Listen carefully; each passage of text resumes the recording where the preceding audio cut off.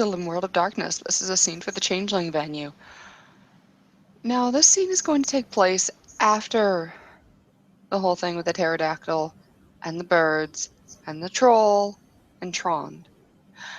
Nosehorn and Ironborn are walking away from Tron's freehold. They're not walking on the Silver Path, are they? Probably not. I was going to say the answer would be no, at least for my character. Okay, so they're probably staying close to it, but you know, my kind, they take different roads. So we're navigating through the mist and through the dreaming and stuff, just walking along and taking a look at everything from Nosehorn's point of view. This land is going to be a place of contention very soon. A lot of these larger she-inhabited freeholds are, but she tried to even try and warn Trond earlier, because Fuoths are funny about friends, but he really didn't want to listen. He was concerned about that bird. But yeah, she's got a lot on her mind, so she's kind of quiet as you guys are walking back. She's let her pterodactyl go. Walking.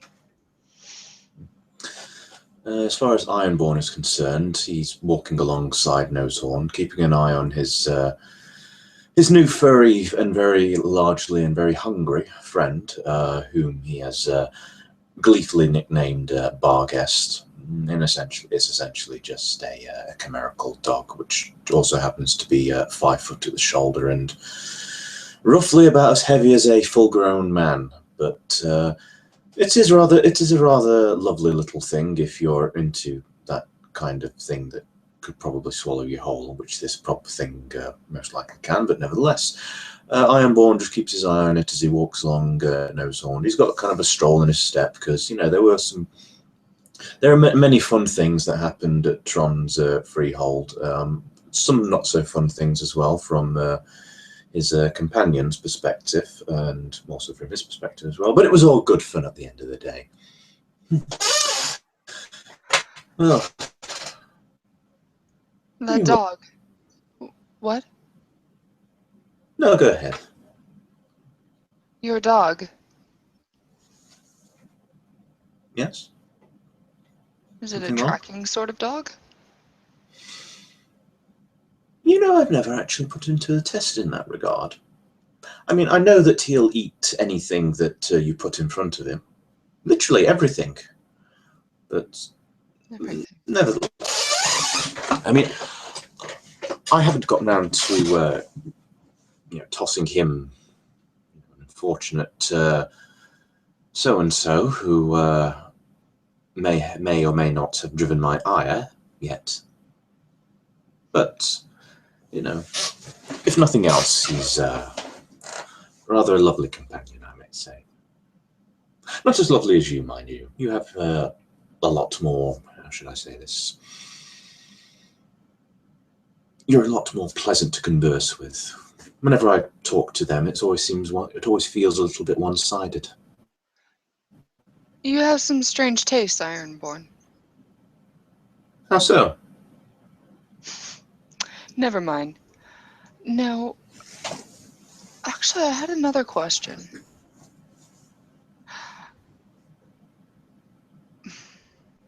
How to put this?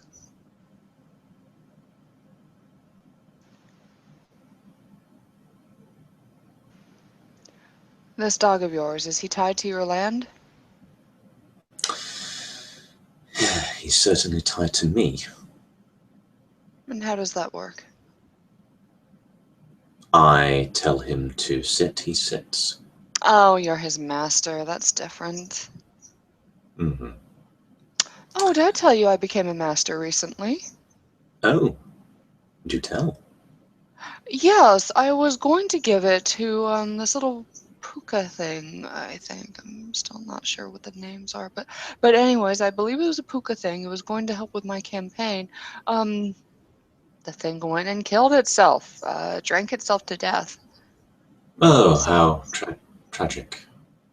I don't even know why, but it's dead now, and now the the concubine that I was, well, the slave that I was going to give to it to become a concubine, quite a rise in station for us, now doesn't have a master, so I'm going to take it. Good for you. Never owned anybody before. You've obviously never lived the life that I have. You or the own life things. that Yes, I know you own things. I owned things. We lost quite a lot of it, unfortunately, after the shattering. But still. Was this, just going back on the subject of the puka, was this puka's name Bentley by any chance? Yes, yes. Oh, I know the fellow. Loathsome creature.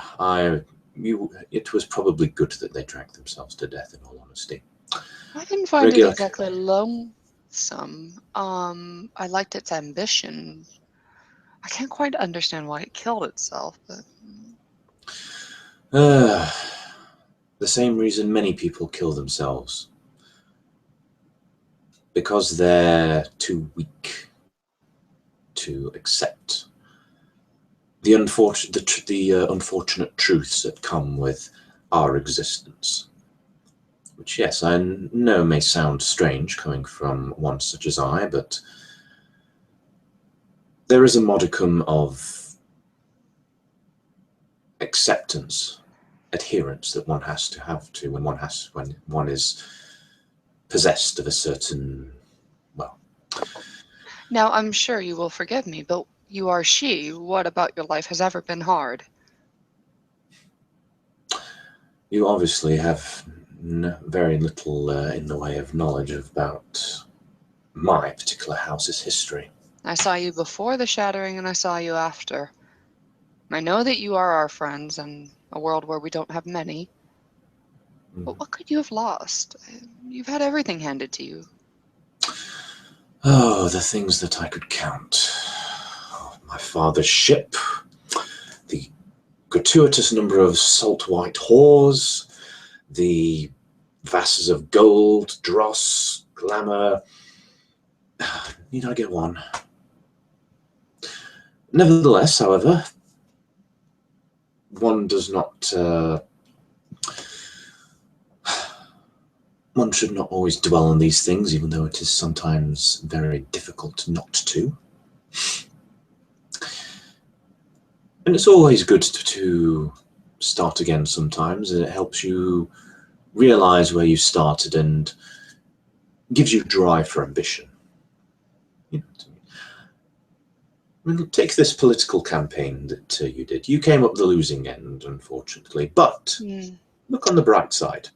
Now, everyone in New York knows that you represent the party that is devoted to preserving the natural environment. Actually, many politicians have always, well, many politicians have, shall we say, fallen short in the first run. But certain circumstances in history have resulted in them ascending to the position of power. I meant to talk to you about the parks of New York, actually. Oh. What do you know about this Count Vlad out Varich? Count Vlad is an idealist sort. I first met him at the library in Taranar and later at the Unseelie Festival earlier this year. Quite a passionate bloke, very charismatic, very devoted in his ideals, and quite a potent fighter, if I may say so myself. He is of Varich, but I know nothing about that house. I've never heard of that family. Yes, not even before the war. Yes, they are an unusual bunch. The best way to describe it is that they seem to... The best way to describe them is like those new money people, the ones who manage through their own ingenuity to become rich. And oh, he's a baby, is he? I suppose you could say that, yes. I've not conversed with him at any great length about the time before the shattering. In fact, I'm pretty certain that he has very little memory of any time before that. You are an oddity in that respect, yes. No. It's absolutely frustrating. Why the sudden interest in Count Vlad, if you don't mind me asking? Well, he's come to me, and were he to gain political stature amongst these mixed breeds,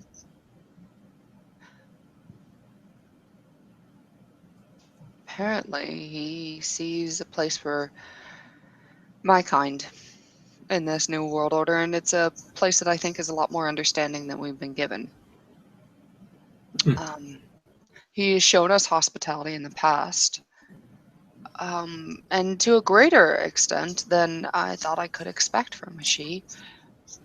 He catered to a lot of the needs of my kind that are obscure and strange to your sort.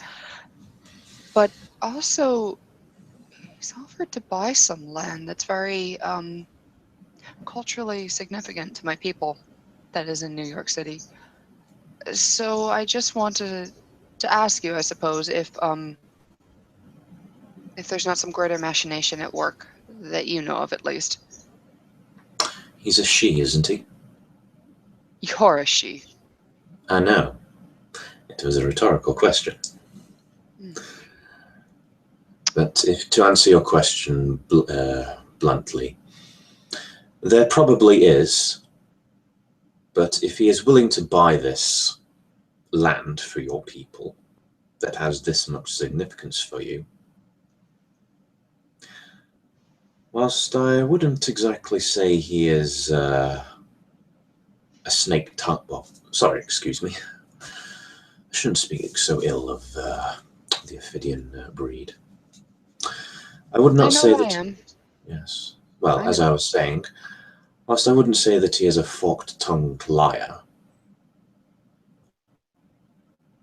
he's not exactly. So if he is dedicated, if he is making this kind of promise, then I do believe that he will follow through with it. Though I would most likely keep my ear to the ground. Where is he in the human realm? Oh, you'll find him. What does he do? Out of character, I know that Sam mentioned it to me, but I can't remember off the top of my head. So just assume that Arthur like mentions that he's can usually be found in like this duchy here. Yes. Well, I know the region, but I think I want to know what he does. He's like everybody else, right? He was born into a mortal. I would presume so. All right, then he must do something with the humans, and I'd like to find out what that is. Speaking of your people, I had a thought recently that I'd like to get your opinion on. Oh. What's your thought? Well, it's several things, as a matter of fact. Have you ever heard of a Lord Moloch amongst your kind?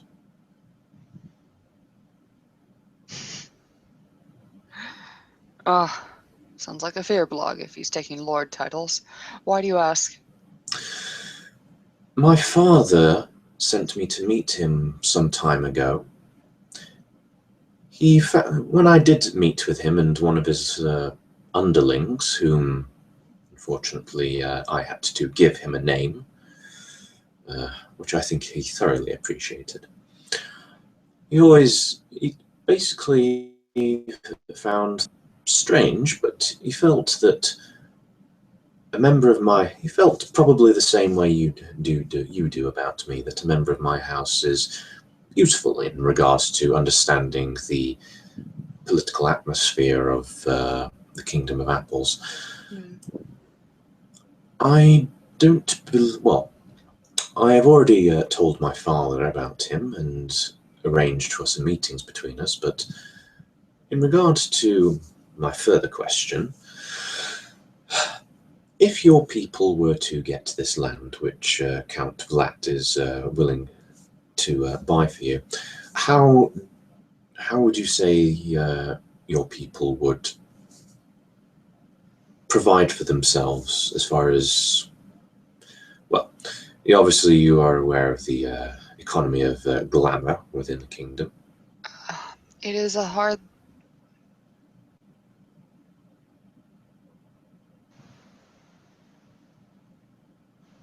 All right, then fine. Yes, it is a hard thing for my people to accept aid, because if you are weak, then you don't deserve the thing that you want, if you cannot take it yourself. That is why so many of my people tend to die when they come to the human realm. They will not take help, but they will take things. If they think they're taking it by force, so you have to be careful. If this land is bought, I'm not going to tell them about how it came about. I'm probably going to tell them that I strong-armed somebody. And that they can use it as the bridge that they need. It's probably too much detail for you, but anyways, that's how it needs to be phrased. No, Now, as to what that is perfectly understandable. happens when they hit this world, it's dangerous, and there's not much that can be done for them in those first few seconds. It's a hard thing, but they need to provide for themselves then. We can't do it. They wouldn't take my help even if I offered it. But after those first couple of seconds, once they have settled into this world and this world has accepted them at some level, then if you are careful about how you phrase things and you truly want to help them, then you can. But it must never be seen as charity. And you must never be seen as weak by them either, if you understand what I mean. Yes, of course. It ties into this thing I was thinking about suggesting. Obviously, we all have our enemies, mutual enemies even. How would you see the Adhene, regardless of whichever group, view a offer of, how to put this? You're aware of what the term mercenary means, aren't you? Yes, I am very aware. Many of the dukes have their own private forces, private armies, as it were. Some are better paid than others. Others do serve out of the charity of their own heart. The Adhene, from what I can tell, fight because they wish to survive. They fight because they feel it is their right, it is their mandate, and I respect that. If it's in your blood to be a warrior, then a warrior you shall be. But I've always found it rather strange. Well, it's a question which I've thought of occasionally, but I've never had the moment. It never felt right for me to ask it to you or any of the other Adhene that I've met. Get on with it. Fighting for profit, fighting for one's own livelihood, taking glamour where they see it, taking whatever where they see it. Do you feel that certain Adhene would jump at the chance to be associated with such a group as this?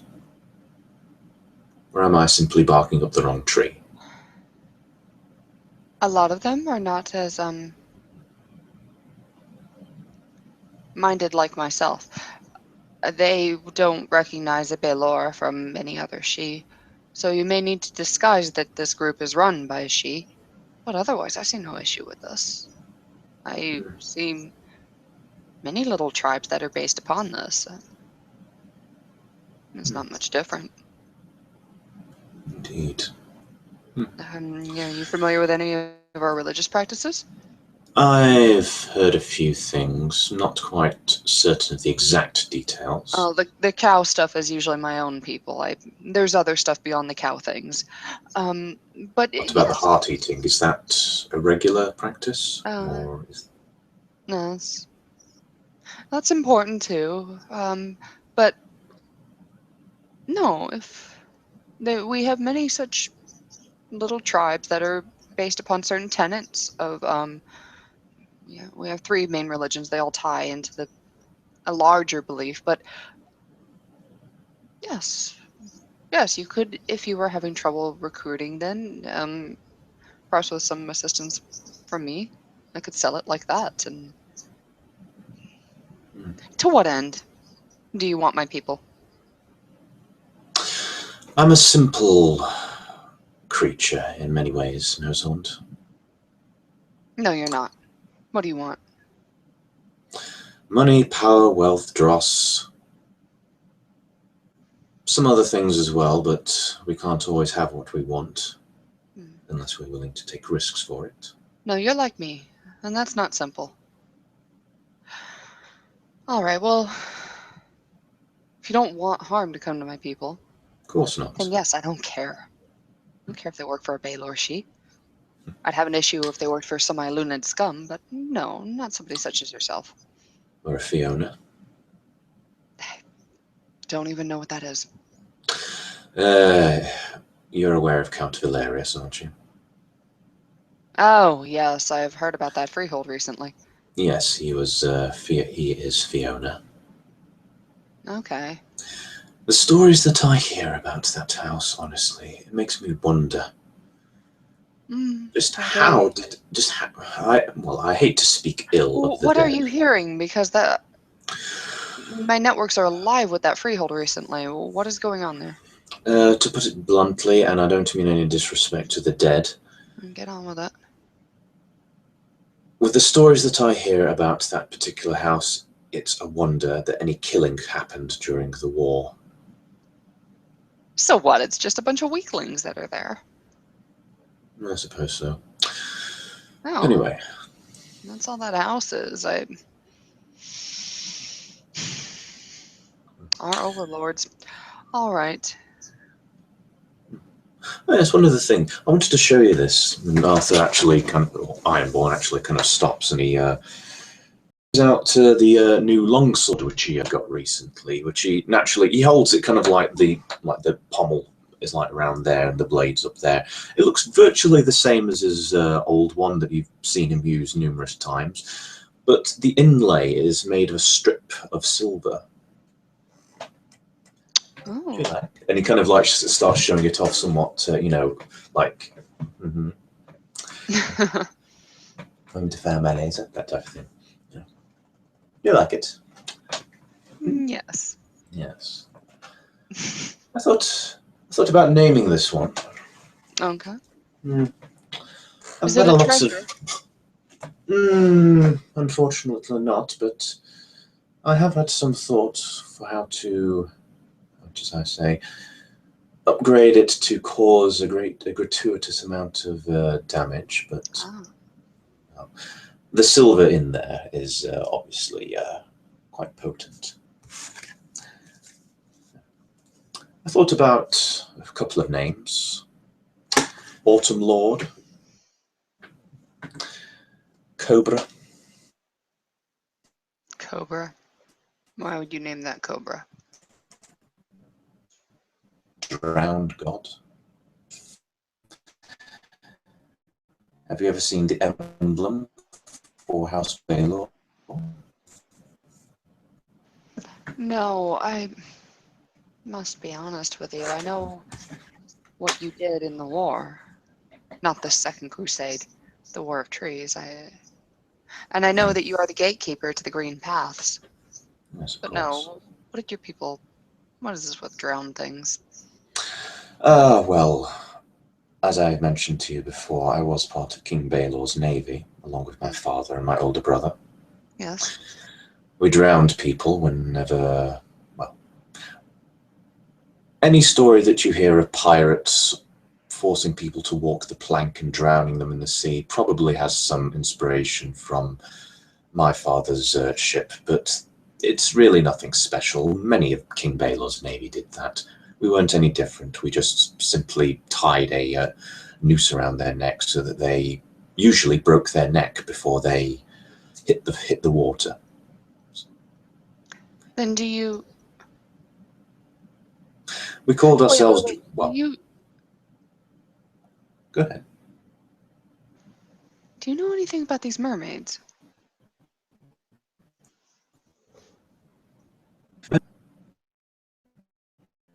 Half fish people. Below the waist, they are nothing but fish. Above the waist... I was just thinking if you were offering them this many sacrifices, perhaps you've seen them before. I'm going to go after them very soon, tonight. Oh, that sounds thrilling. I'm thinking about taking a little... I shouldn't say little, he is actually above me. I'm thinking of taking one of my own with me as well. Oh. But, okay. And what are we planning on doing with these mermaids? Killing them until I find out who hurt that Selkie. I am a little incensed that somebody would hurt somebody that, took care of our young. It is an insult to us, actually. Indeed. Anyways, I suppose it's a larger insult if we let it stand. Of course. But, okay, so you drowned people, and, so these were not sacrifices to the mermaids. You're going to say that these were sacrifices to another god? It's a rather long story, but